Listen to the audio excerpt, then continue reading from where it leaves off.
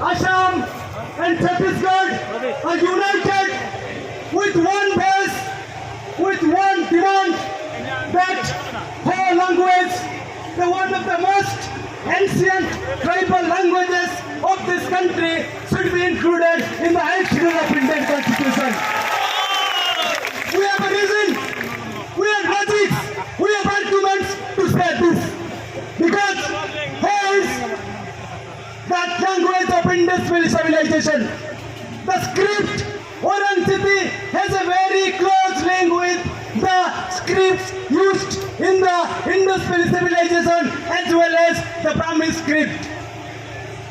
If we continue to neglect, if we do not do research, if we do not do study on the language, on the literature of tribes, of Ho tribes, then we'll lose.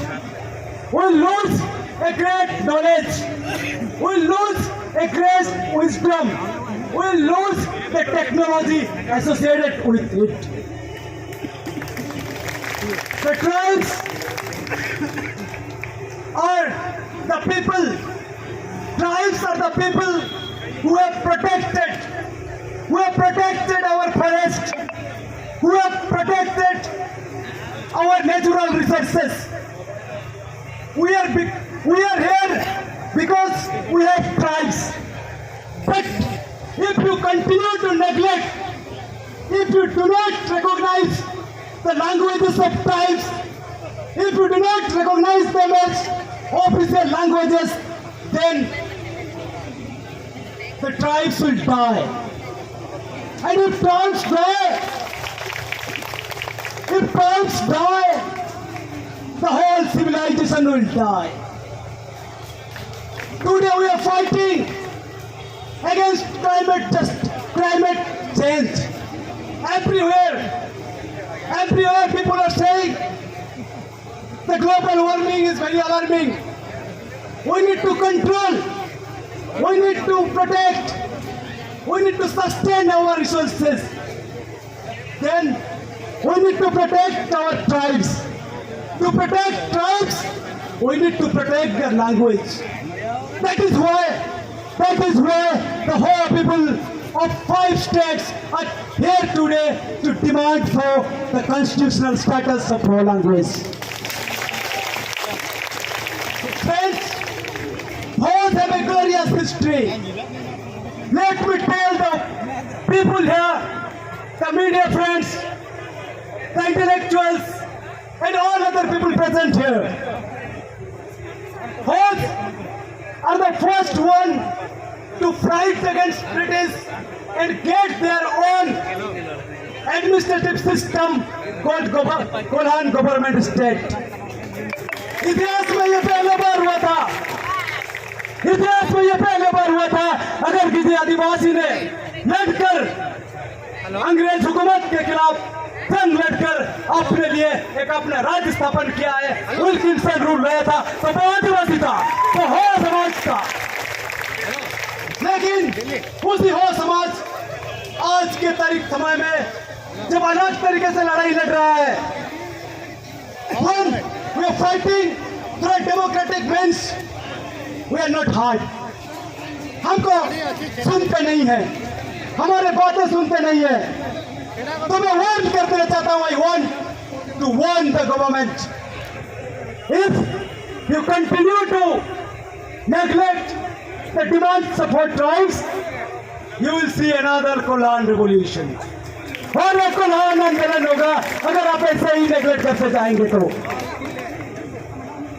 ये हो भाषा के लिए, हो समाज के लिए ये गर्व की बात है। It's a historical fact that the first grammar book written in any tribal language, किसी भी आदिवासी भाषा में लिखी जाने वाली पहले ग्रामर किताब वो हो भाषा का था। The grammatical construction of our language 1840 में सैमुअल टिकल ने लिखा था, क्योंकि उनको समझ में आ गया था कि ये भाषा बहुत पुरानी है, इस भाषा में बहुत ज्ञान है, इस भाषा का जो मौखिक भाषा है उसमें इसका इतिहास छुपा हुआ है, उसमें उसका संस्कृति छुपा हुआ है, उसमें उसका दस्तूर छुपा हुआ है। हम लोगों ने लड़ाई किया आजादी की लड़ाई में, बहुत सारे लोग हैं नाम लेने के लिए, फोटो हो नारा हो से लेके गौना पिगुआ तक और भी कई सारे लोग हैं। जब सुभाष बोस ने इस देश को आजाद कराने के लिए एक आजाद हिंद फौज बनी थी, तो उसमें सबसे ज्यादा अगर किसी समुदाय से लोग थे तो वो हो और मुंडा समुदाय के थे। ये हमारा इतिहास है। इस देश को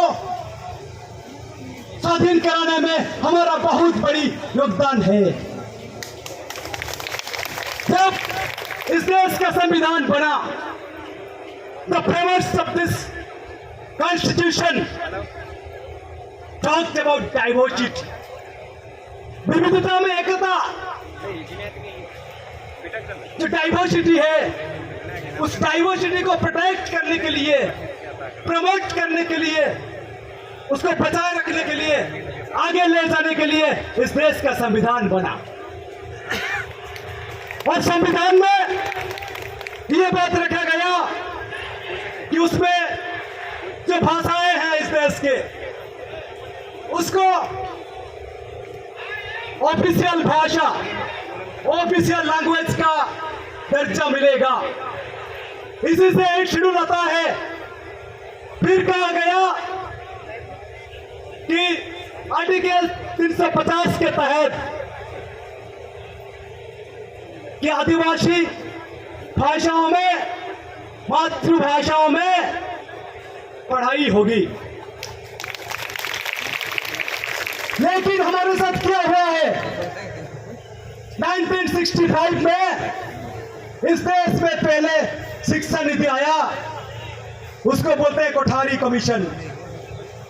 कोठारी कमीशन ने कहा कि अगर आदिवासियों का शिक्षा का स्तर को बढ़ाना है, उनको बाकी लोगों जैसे बनाना है, तो उनको उनकी मातृभाषा में शिक्षा देनी होगी।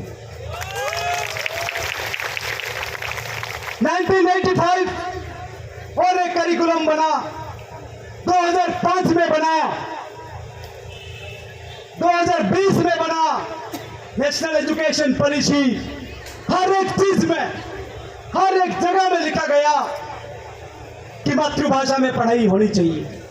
लेकिन इस बात को लेकर जब हम बात करते हैं सरकार से, जब ये हम डिमांड लेके चलते हैं, तो हमेशा टाल देते हैं। बोलते हैं जो एक शेड्यूल में है उसको प्रायोरिटी दिया जाएगा, बाकी जो भाषाएं हैं उसमें नहीं होगा। तो इसलिए हम ये मांग कर रहे हैं, अगर संस्कृत जैसे पुरानी भाषा जिसके संख्या बहुत कम है, डोगरी जैसे भाषा,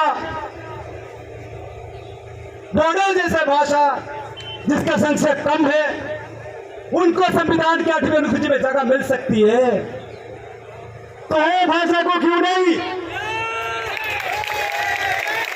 ये हमारा मांगे है, ये जायज है। Our demand is just and genuine. हम ये नहीं कह रहे हैं कि उनको मिलना नहीं चाहिए। जितने भी भाषाएं हैं उनको अब मान्यता दीजिए।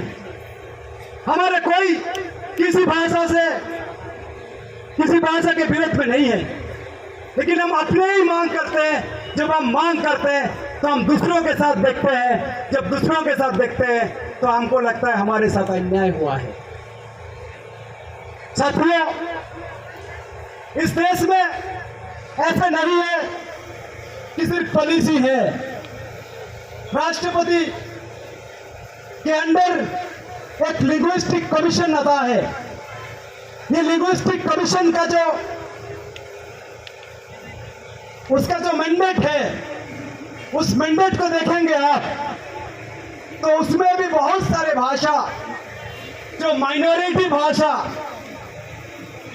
है तो उनको प्रोटेक्ट करने के लिए, उसको एजुकेशन में यूज करने के लिए, एडमिनिस्ट्रेशन में यूज करने के लिए कई सारे प्रावधान हैं।